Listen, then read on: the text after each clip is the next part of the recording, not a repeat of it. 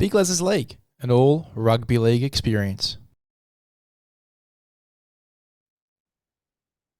Hello and welcome back to Big Lez's League. We're going to be continuing going through our 1 to 17s for 2024, our best 17s for 2024. This one's going to be a little bit of a shorter one. We're going to be going through the Newcastle Knights and the New Zealand Warriors. And then in the final episode, in the next 2 days, we'll go through the Melbourne Storm, the Broncos, and the Penny Panthers to make it really interesting and a great way to finish up what has been a really awesome series. But we're going to be going through the Knights and the Warriors today. Plenty of talking points with these teams as well. With Newcastle, you've obviously got that empty winger spot that Dominic Young has left. Who is going to get that spot? Is it going to be Anari Chihuahua, who has the experience? Or are you going to give the young gun a go in Tom Jenkins? Who are you going to pick there? As for the Warriors, their whole forward rotation is always a bit of a mystery.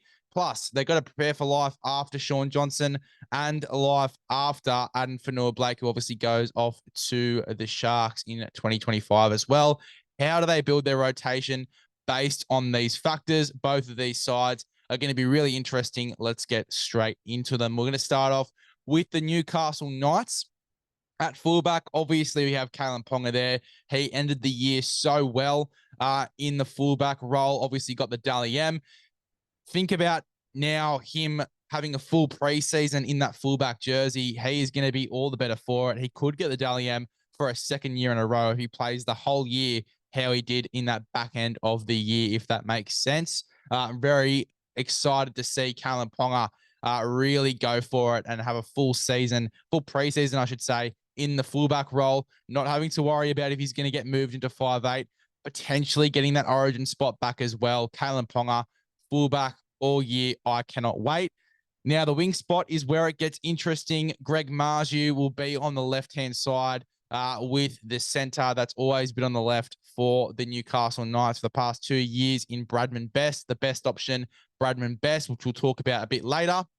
But on this right-hand side, you've obviously got Dane Gagai at center, giving it a little bit of, jumping ahead a little bit, I am, in this podcast. But you got Dane Gagai on the right-hand side. Who partners him on the right-hand side on the wing? Do you pick Anari Chihuahua or do you go with the young gun, Tom Jenkins? Anari Chihuahua, great player. Really rate him. I think he's great as a second-string center.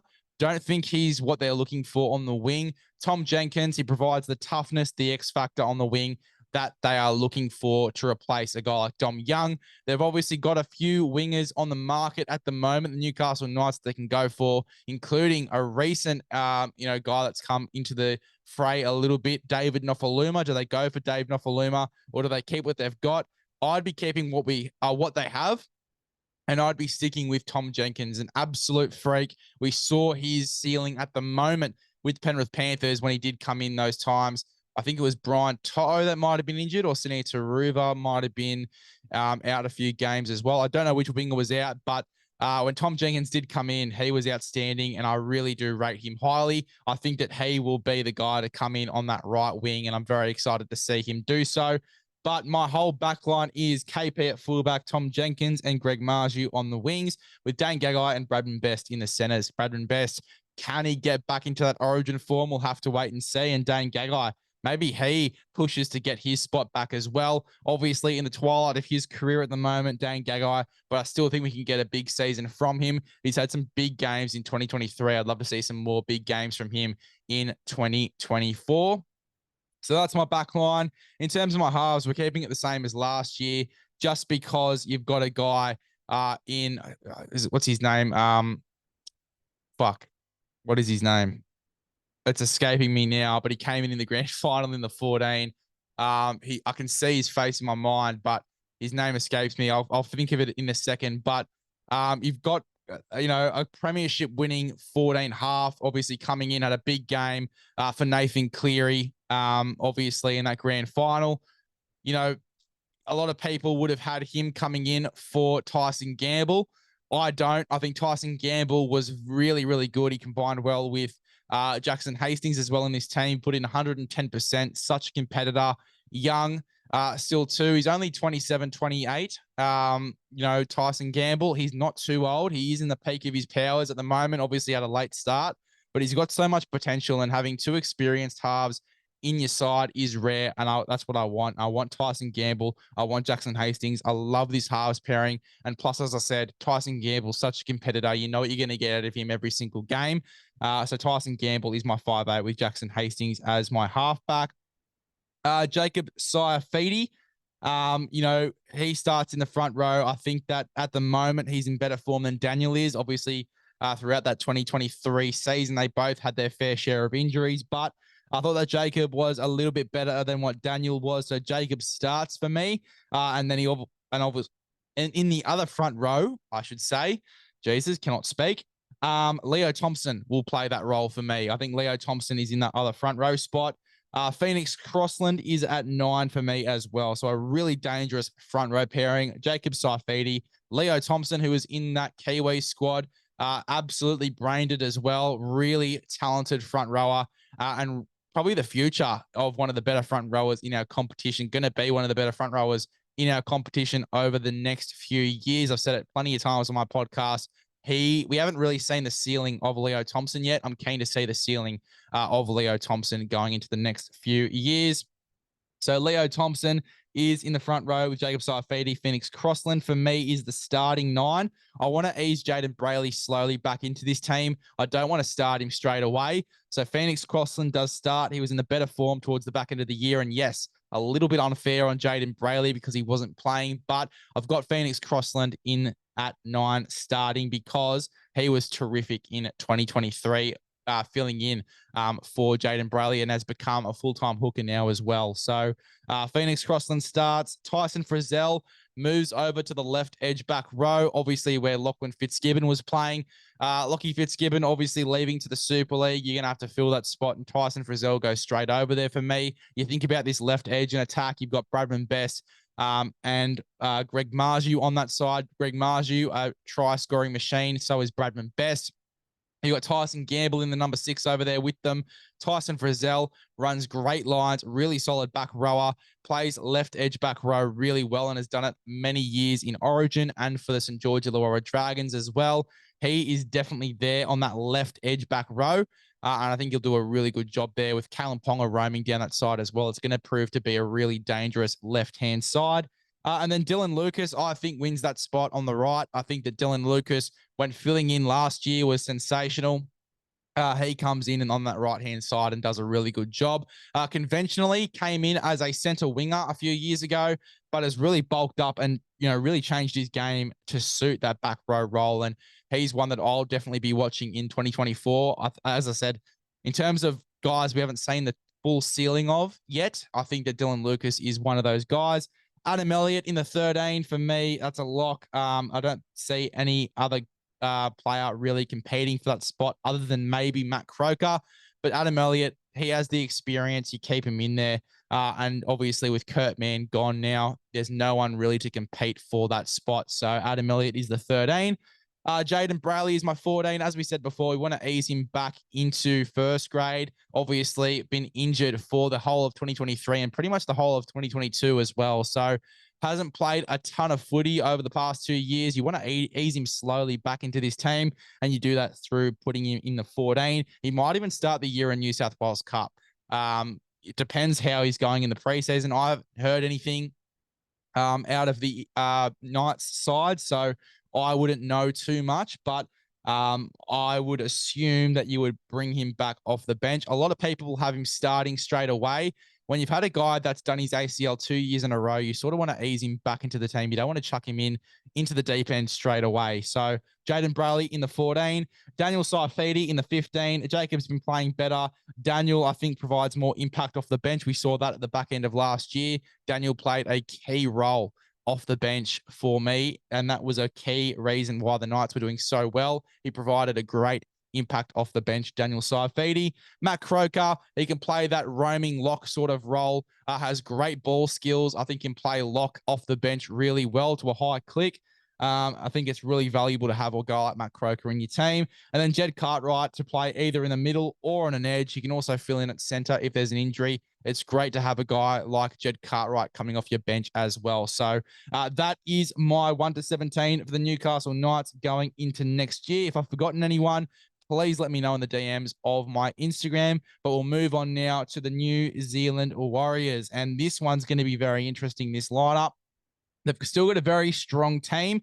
I feel like the premiership window is closing. You got Addin Fonua-Blake leaving to the Cronulla Sharks next season. Shaun Johnson apparently retiring. It's going to be his last year, reportedly, in 2024. You want to go out with a bang with Shaun Johnson potentially retiring at the end of the season. It's a big year for the New Zealand Warriors, but you've also got to look at life post Shaun Johnson and post Addin Fonua-Blake, which is going to be really interesting. And we'll have a real big deep dive on the bench for the Warriors and how they're going to use this bench as well. It's going to be a big topic of discussion. But fullback for the New Zealand Warriors going into 2024 is Chance Nickel-Klokstad. He's the future.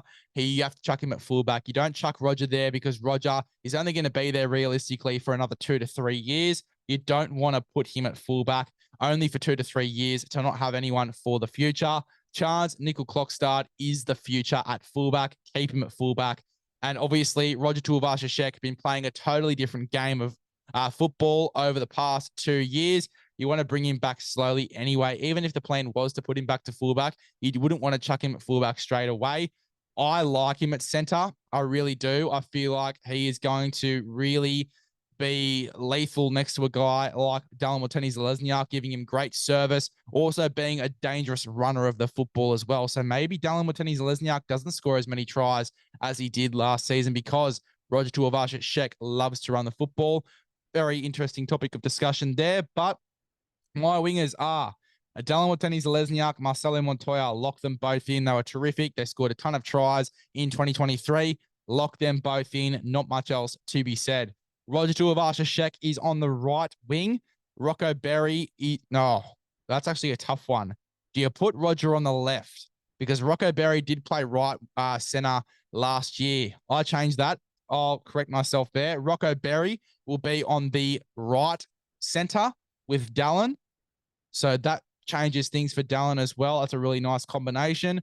I'm going to put Roger on the left with Marcelo Montoya. I think that's a lot better. Actually, it suits the side a lot better as well. Roger Tuivasa-Sheck did play right wing when he was at the Roosters.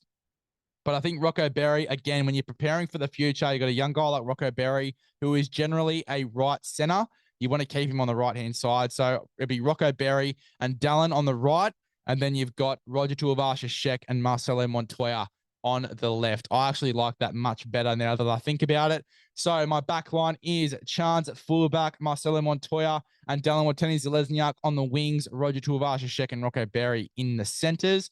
Luke Metcalf is in the number 6 for me. A lot of people have Tamale Martin there. I love Luke Metcalf. You got to prepare for the future. Luke Metcalf is the future at 6. He is such a talented footballer. You got to play him there in the number 6. When we're talking about preparing for the future for the Warriors, Luke Metcalf is going to be the 6. Whether you have Chanel Harris-Tavita or Tamale Martin in the number 7, lock in Luke Metcalf in the 6, and he'll prove it to you this season. He was terrific last year, was unlucky with injury, but was absolutely outstanding last year. He was one of my favorite players to watch in that New Zealand Warriors side. And that's saying something when you've got an absolute weapon like Shaun Johnson in this team, when you've got Addin Fonua-Blake scoring tries, when you've got Jackson Ford in this team as well, Tohu Harris, the absolute OG in this team.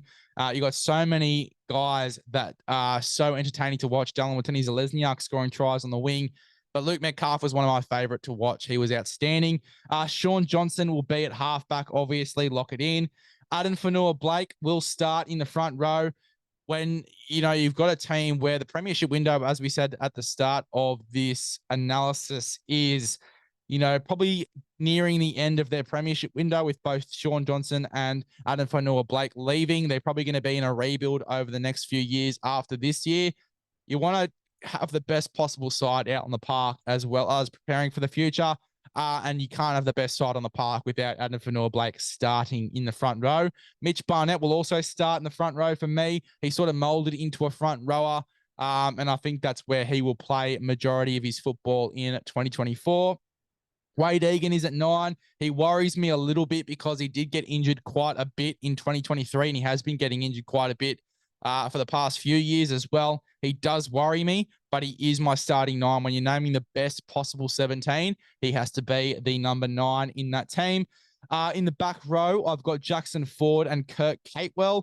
Jackson Ford really surprised me in 2023, had a really big year in 2024. I think he's going to have a very similar year. I'm really excited to see how he goes. And then new recruit, Kurt Capewell, one of the more unexpected signings of this season. Kurt Capewell going to the New Zealand Warriors. It's going to be big for the Brisbane Broncos, which we'll talk about, obviously, going into the final episode of these best 17 previews. But Kurt Capewell is going to be a massive addition to this side. You'd imagine he'd be playing left edge back row, so he'd be on the same side as Roger Tuivasa-Sheck and Marcelo Montoya. It's going to be a lethal left edge. But you've also got a really dangerous right-hand side as well with Ford, Rocco Berry, and Dallin Watene-Zelezniak as well. Very dangerous outside backs, which they've been known for, the Warriors, over the past few years. This year in particular, that is going to be their main strike weapon, and the intensity that the forwards are playing with in the middle as well. Fuck this side. I would not be surprised if they do make the top 8 yet again in 2024. Tohu Harris in 13. That's a lock. Absolute weapon. Absolute OG in this team. He'd only have 1 or 2 years left himself. So keen to see him have a big year in 2023. Hopefully not as many injuries. That would be nice for Tohu and for New Zealand Warriors fans and fans of rugby league who want to see the Wahz go well. Dylan Walker is my 14. He has done a great job in that role. I think he keeps it. Now, this is where it gets interesting. Dylan Walker has usually been playing a role as a roaming middle. Do you have Jazz Tavega on the bench, or do you bring in Chanel Harris-Tavita or Tamale Martin to play a traditional 14 role, whether that's coming in and playing a little bit of 9 or whether that's coming in and playing a roaming role? You've already got Dylan Walker playing that roaming role, but Dylan Walker's almost molded a bit more into a battering ram roaming middle, which is really interesting. It's a really weird rotation. We sort of said this at the start of the podcast. It's one of the weird rotations for the bench we've seen over the past few years. Do you have Tamale Martin and or Chanel Harris-Tavita on the bench? If I have to pick between one of them, it's probably going to be Chanel Harris-Tavita. I rate him highly.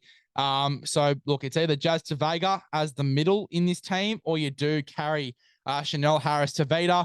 I'm carrying Jazz Tavega to be safe and probably waiting until there's injury to bring in Chanel Harris-Tavita into this team, or, you know, bring him in towards the back end of the season, maybe not the start. But Jazz Tavega at the moment is in jersey number 15 with Dylan Walker in jersey number 14. Murata Niukore transitions into a middle role for me with Kurt Capewell coming into the side. I think the Murata Niukore transitions into a front rower, but it's great to have him on the bench with a versatility that he can jump into the back row, or he can jump into the centers as well if there is injury. Really love Murata Niukore and his versatility. And Bunty Alpha as well in jersey number 17. Love him, love his work. One of the vets in this side and always puts in 110% when playing for the New Zealand Warriors. Up the Wahz. Cannot wait to see how they lined up in 2024. Now, as we said at the start, next week will be the final episode of the 1 to 17s, the best 17s predictions. We will go through the Melbourne Storm, the Brisbane Broncos, and the Penrith Panthers. I bet you guys can't wait for that one. It's going to be a great way to end this series. Make sure you subscribe to the YouTube so you don't miss any content in 2024. Make sure you also follow the TikTok and the Instagram, Big Lez's League. Make sure to give them a follow and subscribe to the Spotify and Apple podcasts as well to not miss any content on there. We always have the best content on Big Lez's League, so don't be the guy or girl that misses out on that. And we'll see you guys in the next one.